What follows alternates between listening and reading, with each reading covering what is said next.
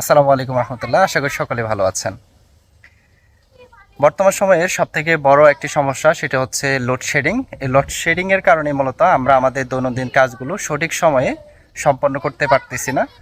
আর বর্তমান সময়টাই হচ্ছে বিদ্যুতের উপর সবথেকে বেশি নির্ভরশীল। তো সেই জায়গা থেকে আমরা আমাদের সমস্যাটা সমাধান করতে পারি, যাদের সোলার সেটআপ সমাধান নিয়ে আসতে পারে। তবে সেজন্য অবশ্যই আমাদের সেই সামর্থ্যটা থাকতে হবে। যার সামর্থ্য আছে অবশ্যই সে চাইলে এই সোলার সেটআপের মাধ্যমে তার লোডশেডিংয়ের সমস্যাটা সমাধান করতে পারে। এবং আমাদের বর্তমানে বিদ্যুৎ বিল এত পরিমাণ আসতেছে এবং এত পরিমাণ আমাদেরকে বিদ্যুৎ বিল দিতে হয়, যেটা অমানবিক। এবং এবং বিদ্যুৎ শিল্পে এত পরিমাণে দুর্নীতি হয়েছে যে দুর্নীতির কারণে আজকে আমাদের বাধ্য হয়ে সেটার মাসুল আমরা যারা সাধারণ বিদ্যুতের ভোক্তা রয়েছে বা গ্রাহক রয়েছে আমাদেরকে সেই মাসুলটা গুনতে হচ্ছে।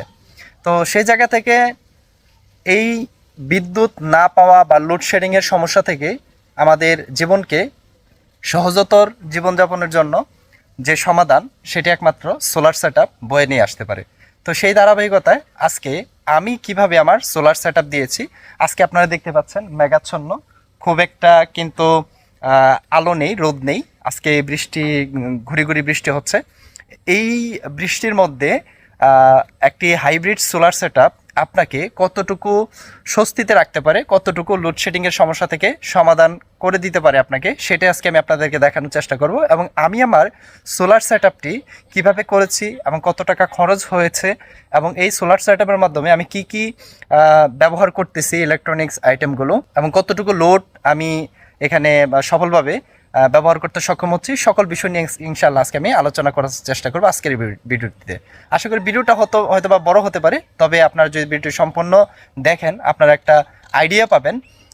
যারা গ্রামে থাকেন সেক্ষেত্রে আপনারা কীভাবে সোলারের হাইব্রিড সেটআপটা দিতে পারেন এবং ছোট পরিসরে করলে কিভাবে করতে পারেন, বড় পরিসরে করলে সেটা কিভাবে করতে পারেন, সকল বিষয় নিয়ে আজকে আমি এই ভিডিওতে আলোচনা করার চেষ্টা করব।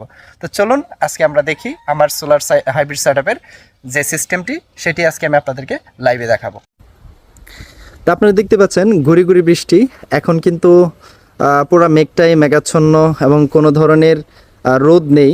তো তারপরেও এই ওয়েদারের ভিতরে সোলার সেটআপ থেকে কতটুকু আমরা বিদ্যুৎ উৎপন্ন করতে পারি হাইব্রিড সোলার সিস্টেমের মাধ্যমে, সেটা আমি আপনাদেরকে দেখাবো। এবং এখন আমি আমার সোলার সেটআপটা আপনাদেরকে দেখাতে যাচ্ছি।